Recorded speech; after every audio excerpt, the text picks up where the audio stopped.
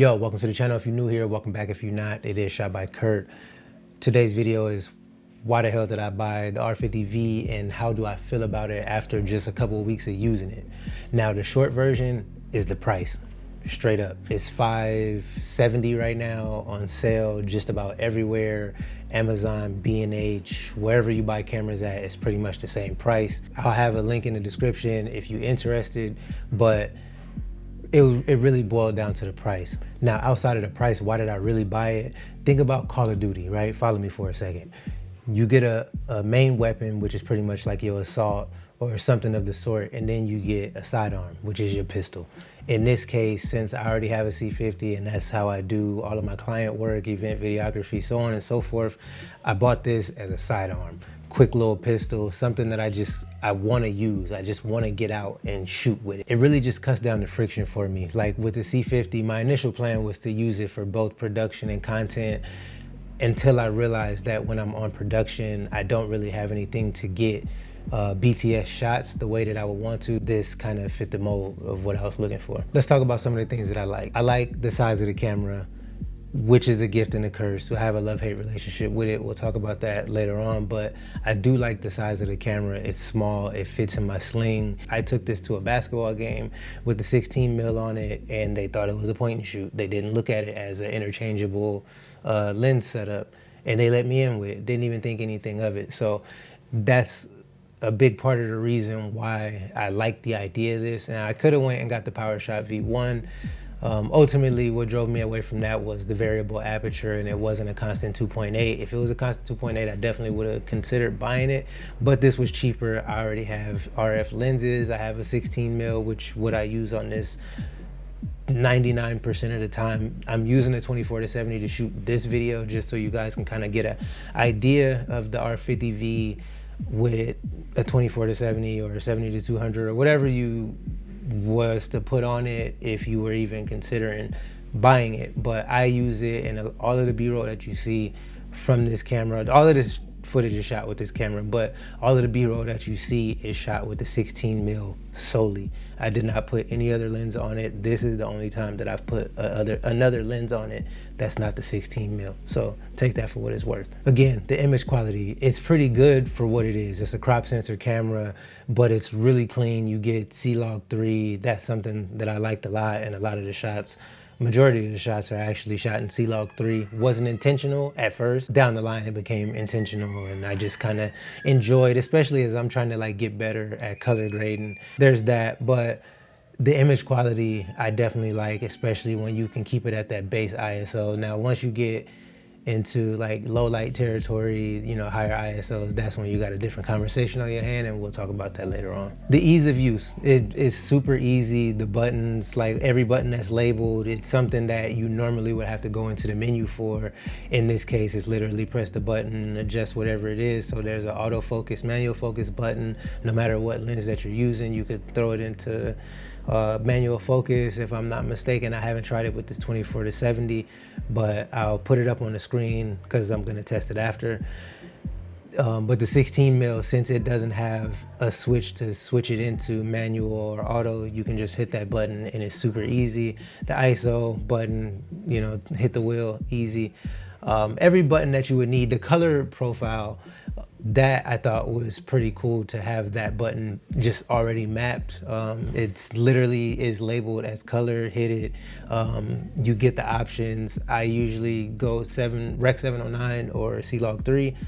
But I just don't have to go into the menu. So the ease of use is great. There's a record button on the front. So whether you are a vertical shooter or, you know, doing a YouTube video like this, instead of having to hit the button, which the button is not out of reach, but you know, it's just so much easier to hit this button right here in the front. So, you know, they made the ease of use, being that it's a content creator driven camera, I can see why they made everything like easy the way that they did. Now, how I started the video. The price, that was like the main reason what made me pull the trigger on it, outside of the fact that it was interchangeable lenses and I already have RF lenses that I can use on this camera. I already had the intention on how I was going to use the camera. It's a moment camera at least for me, it's a moment camera that I can use to get some pretty solid content out of on the go. You have the Connect app that I can shoot this shot, put it on my iPad, I can edit it real quick, and then, you know, post something as quick as I possibly can. With the C50, I don't have that luxury. So it's just little things. Again, it's the ease of use, but it's just the little things that I kind of took all into consideration. And not to say that you couldn't do this with any other camera, but it's just, I just wanted to try this one. And now I like it. Now let's talk about some of the things that I don't necessarily care for. The body size. I know I just said that I like it. I do like it. Ultimately, I do like it. But something that I had to get used to was being a lot more intentional when I shoot my shots. With the C50, I can one-hand shots and still get a relatively stable shot, but the body is a lot thicker and it has more weight, even if I am using the 16 mil, but definitely with the 24-70, it has more weight and I can one-hand shots. With this camera, I just kind of, I haven't used the camera this small in a long time, or a crop sensor or whatever. I just haven't used it in a long time. Now, mind you, the C50 don't have IBIS either, but I'm just so used to the weight. I tried to bring that same sort of shooting style to this R50V and it was terrible. Had, you know, super shaky shots. It'll be like, it was a shot where I was driving in the car when I was doing the daily, you know, the daily videos, and I was driving in the car and I'll usually rest my arm on the armrest and, you know, get my shots off like that. I was doing that with the R50V, and on the screen, it didn't look as bad as when I got it back to the computer, and it drove me nuts. But since I was doing daily videos, I had to put it out, but I just didn't rock with it. But it was, it was another shoot that I did. I just, you know, went out and was vlogging, and I seen the shots and they were just like crazy shaky, and I just wasn't a fan. And ultimately I actually ended up returning this camera. And then I thought about, like, the few days that I was gone, I thought about, I don't think I gave the camera a fair chance. I really got a chance to sit and assess like what I was doing, how many shots were super shaky like that versus the ones that weren't. There was literally shots that I didn't put any stabilization on it and the shots were fine. Like, were they the best? No, but they were fine, usable shots. And I just thought that I wasn't giving it a fair chance. So I went and actually bought the camera back. Literally the same exact one that I returned, because they only had one left. Literally the same one that I returned, I got right back. It was just meant for us to be together. The low light. The low light, I mean, look, it's a crop sensor camera. I'm not expecting it to be a low light beast. That's not really Canon's strong suit to begin with. Like, the dual base ISO on the C50 is cool. It definitely cleans up at 6400, but it's not noiseless. It's just less noisy. With this camera, I'm not expecting it to be a low light beast, but it's also just one of the things that if I had to nitpick and say something that I don't like, it would probably be that. I think 1600 is doable, but it's cool. Like, overall, it's cool. It's a camera, it gives good quality, and I'm still learning a lot of its strengths and its weaknesses.